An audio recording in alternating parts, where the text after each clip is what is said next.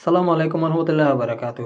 বন্ধুরা, আজকে আপনাদেরকে দেখাবো কিভাবে শিন বিচি রোপণ করি। এটা আপনাদেরকে দেখাবো। প্রথমে আমাদেরকে জমিতে সার দেওয়ার জন্য যে সমস্ত সার নিছি এগুলো ভালো করে মিশ্রণ করে নিতে হবে। মিশ্রণ করা শেষ হয়ে গেলে এখন আমরা জমিতে চলে যাব। জমিতে আসার পর সারগুলোকে এভাবে ছোটো একটি বালতিতে নিতে হবে।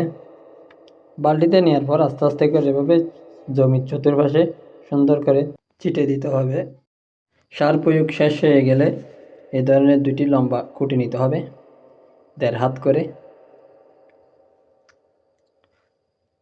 আমার সাথে আরও 2জন লোক সহযোগিতা করতেছে আমাকে, এবং একজন মহিলা শ্রমিকও আছে, এবং আমার সাথে আর ভাতিজা আছে আমার। খুঁটিগুলো নেওয়ার পর এই ধরনের একটি লম্বা একটা রশি নিতে হবে।